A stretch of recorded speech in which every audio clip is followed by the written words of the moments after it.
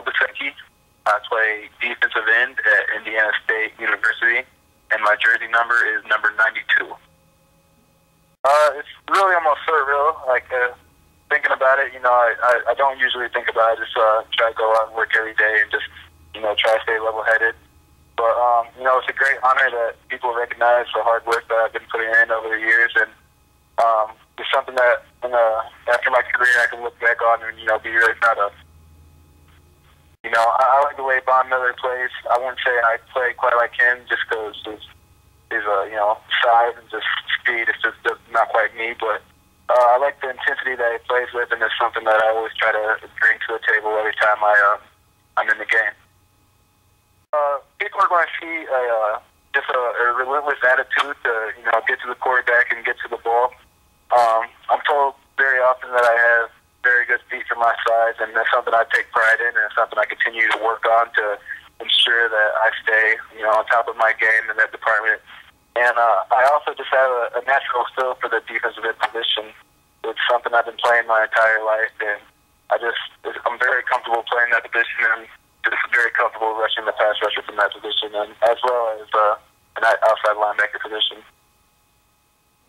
Coming out of high school, I was coming off of an injury that kept me from lifting quite like I wanted to going into my senior year. So I was undersized. So coming into college, I really focused on getting my size back up, and that's what I think has helped me a lot. And just practicing my moves, staying after every day in practice, and just working on my moves. On the team and probably in the conference, I'm known for my spin move.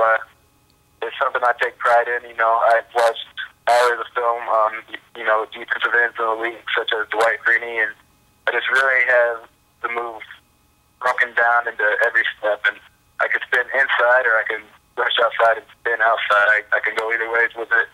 And it's something I'm really going to try to feature this year and do a lot more. The coaches are giving me a lot more leeway on if I'm going inside or going outside. So it's going to be a move that I think will be surprising a lot of the tackles in our conference. The first one that comes to mind is it was our homecoming game, I believe, against Western Illinois. In that game, I ended up having 22 tackles, and I forget, it was like 3.5 sacks, I think. And one of the sacks was fourth down, and they were in our our red zone, and it was someone needed to step up and make a play, and I just remember thinking I had to get it done, and I rushed off the edge, and I grabbed the tackle, and if you see the film on it, I pretty much manhandled him. I threw him to the ground and was able to get the sack, and it was just a great feeling. I had everyone on the sideline was going crazy, and everyone in the crowd was going crazy. Indiana State has a really nice campus. It's not a big campus, not a huge campus, but it's a decent size, and it's maintained very well. And there's always a lot of people walking around campus, just on campus, and I always enjoy going to the rec center, and whenever I go in there to get a little extra workout in, there's always a lot of people in the rec center, and just able to socialize there. And our rec center is one of the best in the nation. It's a very top of the line rec center, so I enjoy going there, and I think that'd be a highlight for anyone that came to the school, is that they definitely notice our rec center. Right now, I'm currently, my major is exercise science with a minor in strength and conditioning, but my goal is to continue graduate school after my football career as a physical therapist.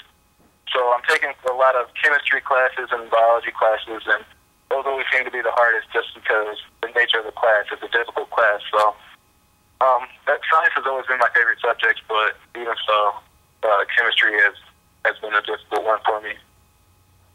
Since I got here, we've been trying to be a playoff team because it's something we haven't done in so many years, probably over a decade. So that's always been a goal of mine. And then as far as the NFL dream, my main dream with that is just to, hopefully get drafted and just to have a lengthy career in the NFL and be able to just stay in the league and, hopefully, obviously, eventually start for a team. But, I want to get ahead of myself. My first goal is just to make it and to hopefully get drafted. The most influential people in my life are definitely my parents. Their stories are very different, but you know, it just shows how strong of people they were to make it to where they have been. My dad, he was born and raised in Nigeria and came to America when he was 18 on a boat by himself, you know, not knowing English, knowing very little English, and he was able to push himself and get through school to become a nurse practitioner and to start up his own practice and become a very successful man.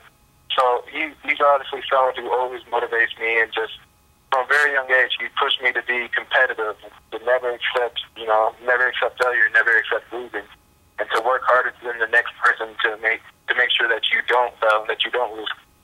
So it's definitely what drives me, and I think that's where I kind of get my attitude on the field. He's a very intense person when it comes to the sports, and I think that's definitely rubbed off on me. And my mom is just a very, you know, caring and loving person, and she is also a very strong person who's been through a lot in her life. So those two people definitely are the most motivation for me. And as far as a mentor, Coach Shannon Jackson, our defensive line coach in the State, has really taught me so much about the defensive end position that, you know, that has enabled me to become the player I became. So I owe a lot to him, and I'll always be grateful to him for that.